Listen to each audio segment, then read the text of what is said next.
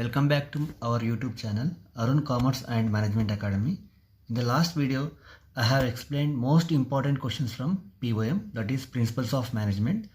Those who are watching this video for the first time, they can go through the last video, part 1. It includes Unit 1, 2 and 3. Before going into video, who are all watching for first time, please subscribe my channel. If you like the video, do like, share and comment. Now this video is regarding remaining units, that is 4th and 5th. Okay, let's start unit 4. Question number 1. What is recruitment? What are the different sources of recruitment? So here we need to explain the meaning of recruitment. Recruitment means the process of attracting, screening and hiring personnel. So here when it comes to source of recruitment, there are two sources. They are internal sources and external sources. Internal sources are nothing but it includes the people who are already working with the organizations. For example, existing employees, temporary employees, contract services, employee referrals, etc. And when it comes to external sources, this gives access to a large pool of talented applicants and they can select the best candidates suitable for the job. Example, campus recruitment, freshers and unemployed, or with the help of private consultants, etc. So like this we can present your long answer. Then question number 2. What is training? What are the different techniques in training? So what is the meaning of training? Training is an act of increasing the knowledge and skill of the employee for doing a particular job. So here the organization will be giving some training for increasing the knowledge and skill of the employee. So then we need to explain the different techniques in training. For example, there are two methods of training. One is on the job training, that is OJT, and second one is off the job training, that is known as classroom training also. So like this we can present your second long question. Then question number 3. What does directing functions of management involve? What is the importance of directing in management process? So here first explain the meaning of directing. So what is directing? Directing means guiding and supervising the subordinates activities in an organization. So here you need to write the elements of directing also, like commanding, supervising, leadership, communication, motivation, coordination, etc. So like that you can present your third long question. Question number 4. Explain the importance of control in a business organization. What is the difference between strategic and operational control? So here you need to write the differences between strategic and operational control. So first write down the importance of control in a business organization. So controlling is important for an effective management. It leads the various departments of an organization in the correct direction. So like this we can write down the introduction. Then afterwards we can differentiate between strategic control and operational control. So what is strategic control? It is concerned with visionary aspects of the organization, that is future direction of the organization. Whereas operational control is concerned with the controlling action or performance. Question number 5. Explain Maslow's need hierarchy theory. So here what is Maslow's need hierarchy theory? It is nothing but, according to Maslow, the behavior of an individual at a particular moment is usually determined by his strongest need. He identified 5 levels in his need hierarchy. So in this theory you need to explain all the 5 levels in Maslow's need hierarchy theory. Question number 6. Distinguish between coordination and cooperation. What are the requisites for excellent coordination? So what is the meaning of coordination? Coordination means synchronization of various activities. Then cooperation means individual willingness to help each other. So like this explain the meaning of coordination, then explain the meaning of cooperation, then explain the prerequisites for effective coordination. So Mary Parker Follett has suggested the following principles of coordination. For example, principle of direct contact, principle of early stage, principle of continuity, principle of dynamism, reciprocal relationship, principle of time. Like this we can explain all the prerequisites for effective coordination. Question number 7. Planning without control is meaningless and control without planning is waste. Comment.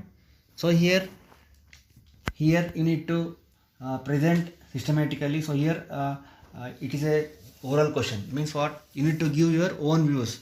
So according to you, planning without control is meaningless and control without planning is waste. Okay, you need to comment on this statement. So first here you need to explain planning and control are interrelated with each other. They are inseparable. Means what? We can't separate both, right? So that's why we can say they are inseparable. A plan without control is nothing. Means what? A plan without control is nothing. And planning and control are the twins of management. So we need to explain all these points, highlight all these things, and explain clearly the interrelationship between planning and control. Thus, you need to conclude that planning without control is meaningless and control without planning is useless. Unit 5, Emerging Issues in Management. So first question, describe the different strategies of corporate social responsibility. What are the various challenges of CSR? So corporate social responsibility refers to the duties and responsibilities of a business organization towards the society. So here you need to explain the CSR challenges and what are the various strategies of CSR in detail. Question number 2. What is TQM? What is its importance and its objectives? Focus on total management with appropriate example.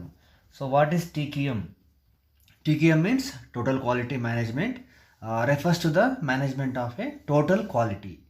Okay, so like that you can write the meaning, definition, then you can explain its importance and objectives and focus on total management with appropriate example. Then question number 3, explain ISO 9000 series of quality standards. So what is ISO? ISO stands for International Organization for Standardization, which started in 1946 for the purpose of standardizing the quality requirements of European countries in common market.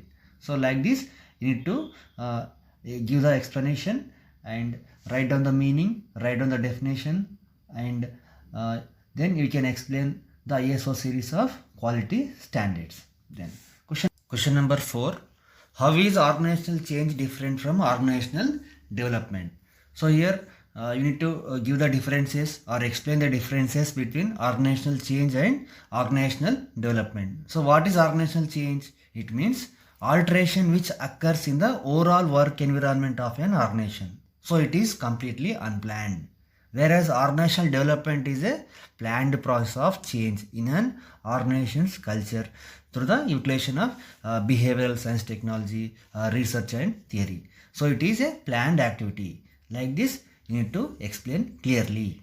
Then question number 5, discuss the role of technology in management of an organization.